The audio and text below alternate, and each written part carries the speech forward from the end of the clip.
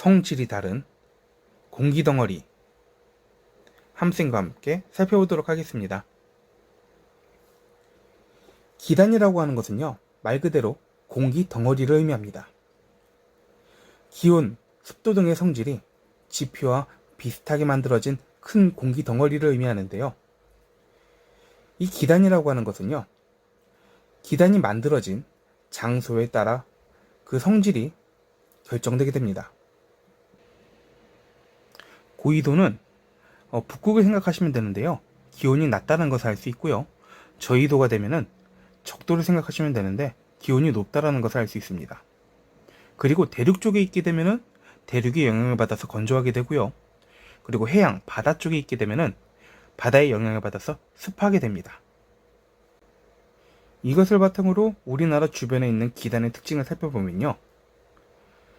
시베리아 기단 같은 경우에는요, 겨울에 영향을 주는 기단이고요. 고緯도 그리고 대륙 쪽이기 때문에 한랭 건조하다라는 것을 알 수 있습니다. 그리고 봄, 가을에는 양쯔강 기단이 영향을 주게 되는데요. 자, 양쯔강 기단은 저위도 그리고 대륙 쪽에서 만들어지기 때문에 온난하고 건조한 기후의 기단이 되는 것이죠. 그리고 우리나라 초여름에 영향을 미치게 되는 오호츠크의 기단은요, 고緯도이고 해양지방이기 때문에 한랭하고 수변한 다습한 기후를 갖게 되는 것이고요. 마지막으로 한여름에 영향을 미치게 되는 북태평양 기단 같은 경우에는 저위도 그리고 바닷가 해양 쪽이기 때문에 고온 다습한 성질을 갖게 되는 것입니다. 이번엔 전선면과 전선에 대해서 살펴보도록 하겠습니다. 성질이 다른 두 기단이 서로 만나게 되면요, 이 두 기단은 섞이는 것이 아니라 경계면을 형성하게 됩니다. 이것을 우린 전선면이라고 하고요. 이 면과 지표면이 만나는 경계선을 우리는 전선이라고 합니다. 자, 전선의 종류 중에서 한랭 전선에 대해서 먼저 살펴보도록 할게요. 빠른 속도의 찬 공기가 따뜻한 공기를 쫓아가면서 뒤에서 충돌이 일어나게 되는데요. 이때 서로 경계면이 만들어지게 됩니다. 찬 공기는 아래쪽으로 파고들고 따뜻한 공기는 성질 때문에 위로 올라가게 되는데요. 이때 따뜻한 공기는 찬 공기가 강하게 밀어붙이기 때문에 위로 솟아오르게 됩니다. 그러다 보니까 아래 위로 두꺼운 형태의 저군형 구름이 만들어지게 되는 것이죠. 이렇게 저군형 구름이 나타나니까 이 지역에서 비가 내릴 때는요, 좁은 지역에서 강한 비가 내리는 소나기성 비가 나타나게 됩니다. 그리고 비가 내리는 지역을 살펴보면은 전선의 뒤쪽에서 내리는 것을 살펴볼 수가 있는 것이죠. 그리고 전선이 지나가게 되면은 그 지역은 찬 공기가 득세를 하게 되기 때문에 기온이 낮아지게 되는 결과가 나타나게 됩니다. 이상이 한랭 전선의 특징이었고요. 다음은 온난 전선 한번 살펴보도록 하겠습니다.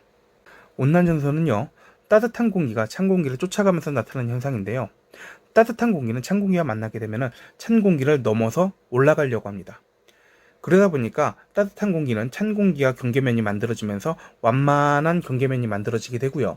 이때 따뜻한 공기는 천천히 상승하기 때문에 층은형 구름이 나타나게 됩니다. 자, 얇고 넓은 구름이 나타나다 보니까 넓은 지역에 지속적으로 부슬부슬 비가 내리게 되는데요. 강수 지역은 전선의 앞쪽에서 형성되는 것을 알 수 있습니다. 그리고 전선이 지나고 나면은 따뜻한 공기가 들어오기 때문에 기온이 올라간다는 것을 알 수가 있는 것이죠. 한랭 전선은 이게 찬 공기가 차갑게 파고들기 때문에 삼각형으로 뾰족한 모양으로 나타내고요. 온난 전선은 따뜻한 공기가 부드럽게 올라가기 때문에 앞을 둥글둥글하게 표시한다고 기억해 두시면 될 것 같아요. 이것이 바로 한랭 전선과 온난 전선을 지도에서 나타낼 때 쓰는 기호가 됩니다. 폐색 전선에 대해서 살펴볼게요.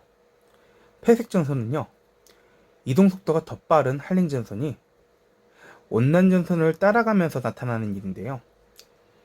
이 온난 전선을 따라가다가 더 빠른 한랭 전선이 따라잡게 되는 것이죠. 그래서 겹쳐질 때 발생하는 겁니다. 이렇게 겹쳐지다 보니까 같은 방향으로 겹쳐지기 때문에 기호로 나타냈을 때 이렇게 한랭 전선과 온난 전선의 기호를 합친 모양으로 나타나게 되는 것이죠. 다음은 정체 전선인데요. 정체 전선은 세력이 비슷한 두 공기덩어리인 기단이 서로 충돌하였을 때 나타납니다. 서로 밀리지 않으려고 싸우다 보니까 한 곳에 오래 머무르게 되고요. 대표적인 예로 우리나라의 장마 전선을 들 수가 있는 것이죠. 오호츠크의 기단이 우리나라에 머물러 있을 때 북태평양 기단이 아래쪽에서 올라온단 말이에요. 이때 이 두 개의 기단이 충돌하면서 서로 밀리지 않고 한 곳에 오래 머무르게 되는 것입니다. 이때 이 장마 전선에서는요, 많은 양의 비가 내리게 되는 것이죠. 그래서 지금 장마 기간에는 한 곳에 많은 비가 집중적으로 내리게 되는 것입니다.